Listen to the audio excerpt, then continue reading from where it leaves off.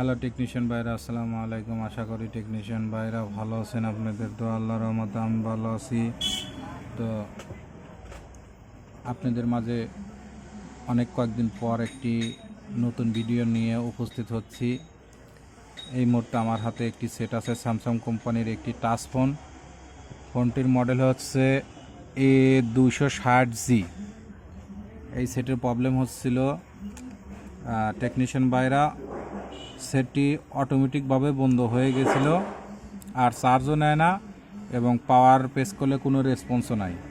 তো এই সেটে এই প্রবলেম ছিল। তো আমি সেটটি খুলেছি, খোলার পরে দেখলাম, তো কাস্টমার ভাই বলল যে সেটটি অজগবি বন্ধ হয়ে গেছে, চার্জও ওঠে না এবং পাওয়ার বাটনও তো কাস্টমার ভাই বলছে যে সেটটি অজগবি বন্ধ হয়ে গেছে। তো আমরা মনে করলাম যে সেটটি ব্যাটারিতে চার্জ নেই, চার্জ দেওয়ার নাকি অনেক চেষ্টা করলাম কিন্তু চার্জ নিল না এবং পাওয়ার বাটন কাজও করে না।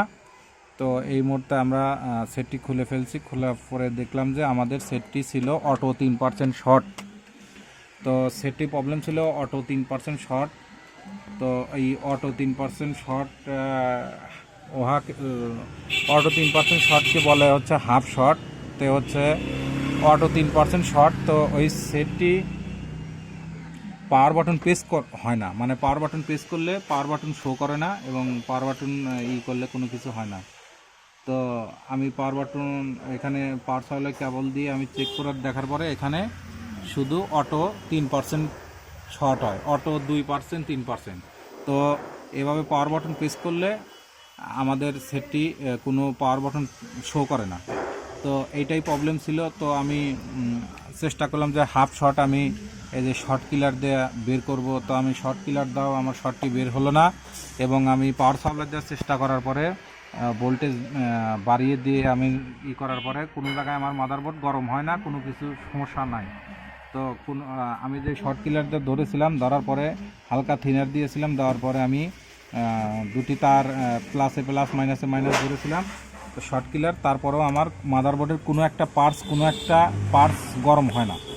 তো এটাই হচ্ছিল প্রবলেম। কিন্তু অটো 3% শর্ট এবং পাওয়ার বাটন প্রেস করলে পাওয়ার সাপ্লাই কেবল এখানে লাগাইলে পাওয়ার বাটন প্রেস করলে কোনো পার্সেন্টেজ শো করে না, শুধু খালি অটো 3% উঠে দাঁড়িয়ে থাকে, অটো 2% 3% উঠে থাকে। তো এটাই হচ্ছিল প্রবলেম। তো আমি অনেক চেষ্টা করার পরে এবং ডিজিটাল মিটার দিয়ে মেপে দেখেছি, দেখার পরে তারপরে আমার সমস্যার সমাধান হয় নাই। তো তারপরে আমি চেষ্টা করলাম যে আমাদের চার্জিং আইসিটা প্রবলেম। তো প্রথমত আমি চার্জিং আইসি এখান থেকে উঠিয়ে এই যে আমার এই যে বাতিল চার্জিং আইসি, এই চার্জিং আইসিটা এখানে লাগানো ছিল। তো আমি এই যে দেখেন, এই যে নতুন একটি চার্জিং আইসি মার্কেটে কিনতে পাওয়া যায়, আমি মার্কেট থেকে একটি নতুন আইসি কিনে নিয়ে এসে আমি এখানে লাগাইছি, আর এই যে পুরনটা এই যেখানে রেখে দিয়েছি। তো আমাদের অটো 3% শর্টের কারণে আমাদের চার্জিং আইসি দায়ী হয়, কারণ এই চার্জিং আইসি সমস্যা। তো আমি চার্জিং আইসিটা তুলে ফেলে দিয়ে আমি এই যে নতুন একটি চার্জিং আইসি লাগাইছি, এই যে প্যাকেটিং তার। তো আমি নতুন আইসিটা লাগানোর পরে রিবলিং করে লাগানোর পরে, তো আপনারা চাইলে নতুন আইসি রিবলিং করেও লাগাতে পারেন, আবার রিবলিং ছাড়াও লাগাইতে পারেন। তো রিবলিং করে লাগাইলে সবচেয়ে ভালো, কোনো বল মিস হবে না, একবার লাগাইলে আপনাদের কাজটা হবে। তো এর জন্য অনেক টেকনিশিয়ান বাইরা পাওয়ার আইসি সমস্যা মনে করে, কিংবা এই যে কত ক্যাপাসিটার ডাউট সমস্যা মনে করে, কিন্তু ক্যাপাসিটার ডাউট সমস্যা না এবং পাওয়ার আইসি সমস্যা না, এটা চার্জিং আইসি প্রবলেম। অটো 3% 2% শর্টের জন্য চার্জিং আইসি দায়ী থাকে এবং চার্জিং আইসি প্রবলেম হয়।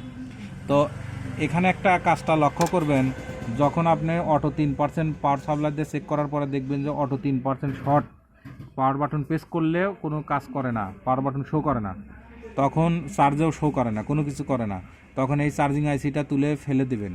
তুলে ফেলার পরে দেখবেন পাওয়ার সাপ্লাইয়ে ধরে দেখবেন যে ভোল্টটা আপনাদের 0 হয় কিনা এবং কোনো অটো 3%।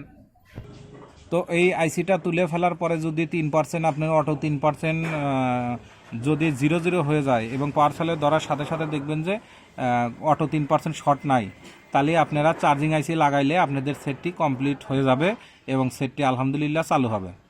চার্জিং আইসি ভালো থাকলে এবং নতুনটা লাগাইলে আপনাদের সেটটি চালু হবে 100%। আর যদি আপনাদের এই চার্জিং আইসি তোলার পরেও অটো 3% শর্ট যদি থাকে, তাহলে ওই সেটে আপনি নতুন চার্জিং আইসি লাগাইলেও আপনার সেট রান হবে না, কারণ ওই অটো 3% শর্ট, তাহলে অন্য জায়গায় থেকে প্রবলেম।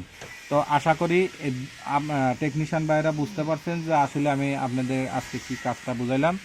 তো সবসময়ের জন্য লক্ষ্য করবেন যে অটো 3% শর্টের জন্য 2-3%-এর জন্য অটো 2-3% শর্টের জন্য এই চার্জিং আইসি সমস্যা করে এবং এই চার্জিং আইসি থেকে প্রবলেমটা হয়। কিন্তু চার্জিং আইসি তুলে ফেলার পরে যদি অটো 3% শর্ট থাকে, চার্জিং আইসি তুলে ফেলার পরে যদি অটো 3% যদি শর্ট থাকে, সেটটা পার্সালায় ধরার সাথে সাথে যদি অটো 3% শর্ট যদি দেখায়, তাহলে ওটাতে চার্জিং আইসি লাগাইলে কোনো লাভ নাই, ও সেট হবে না। এবং যদি অটো 3% শর্ট আইসি লাগানো অবস্থায়, যদি চার্জিং আইসি লাগানো অবস্থায় যদি 3% শর্ট থাকে, আইসি তোলার পরে, চার্জিং আইসি তোলার পরে যদি অটো 3% শর্ট যদি চলে যায়, তাহলে আপনারা চার্জিং আইসি লাগাইলে আপনাদের সেটটি 100% চালু হবে। তো আশা করি টেকনিশিয়ান ভাইরা বুঝতে পারছেন আমার কথার মাঝে।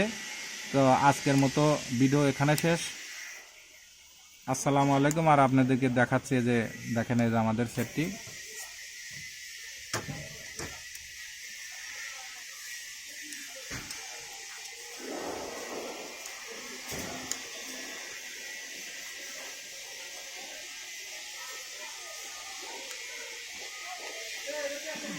তো দেখেন এই যে আমাদের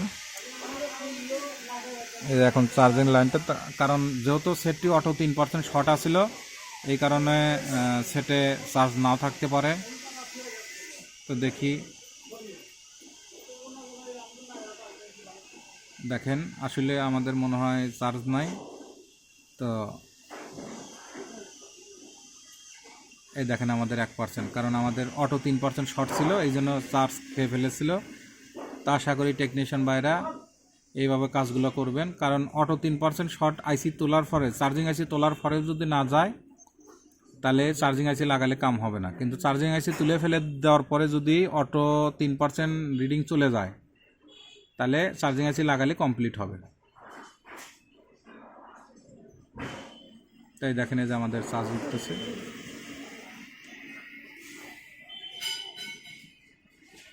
ওই কিটা ছবি নেওয়ানো ছিল।